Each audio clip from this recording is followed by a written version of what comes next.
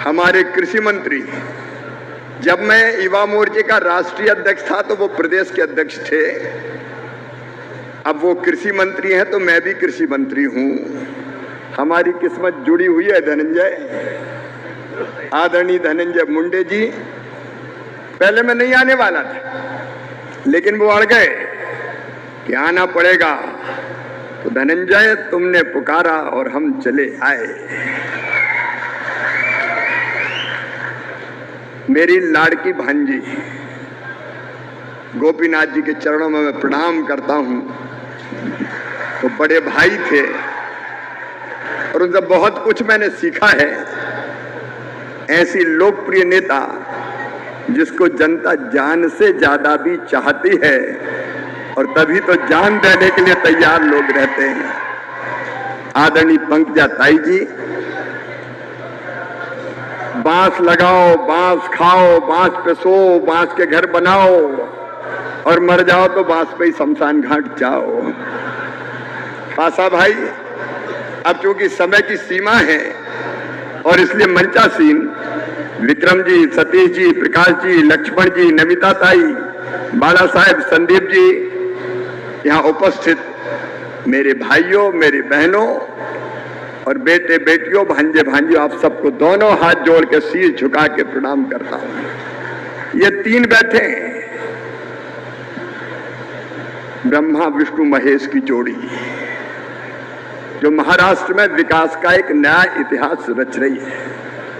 आज सबसे पहले मैं बधाई देना चाहता हूं और धन्यवाद देना चाहता हूं।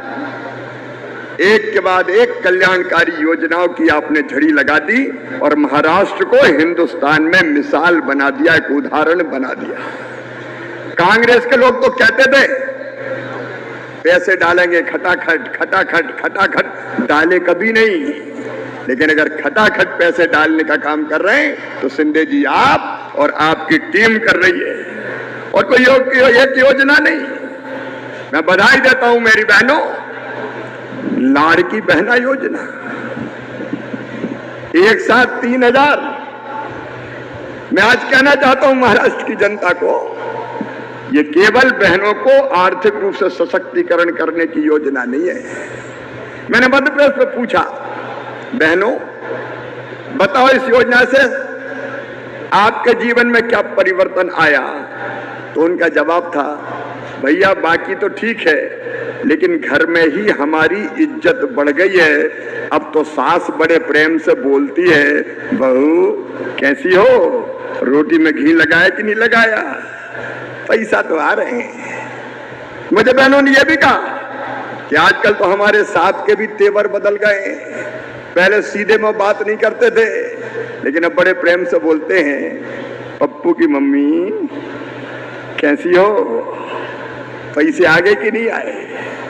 मैं सच कहता हूं, आर्थिक सशक्तिकरण के साथ बहनों को मान और सम्मान की जिंदगी दी है, तो ये लाड़की बहना योजना ने दी है। मैं आपको बहुत बधाई देता हूं, पूरी टीम को, शिंदे जी आपको, देवेंद्र जी को, अजीत दादा को, पूरी टीम को बधाई देता हूं।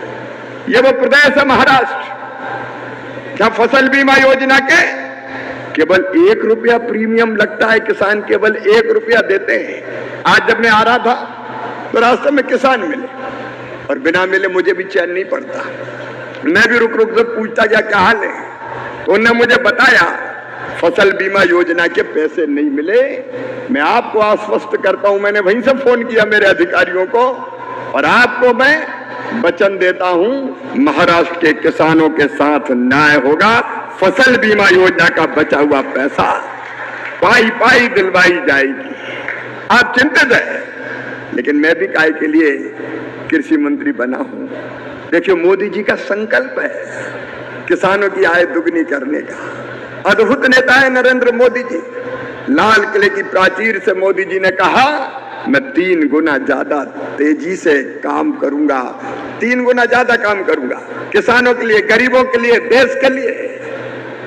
हमारे नेता ऐसे हैं, और इसलिए उनके नेतृत्व में और उनके मार्गदर्शन में मैं आपको विश्वास दिलाता हूं, किसानों की आय दुगनी करने में हम कोई कसर नहीं छोड़ेंगे, हर संभव उपाय अपनाएंगे।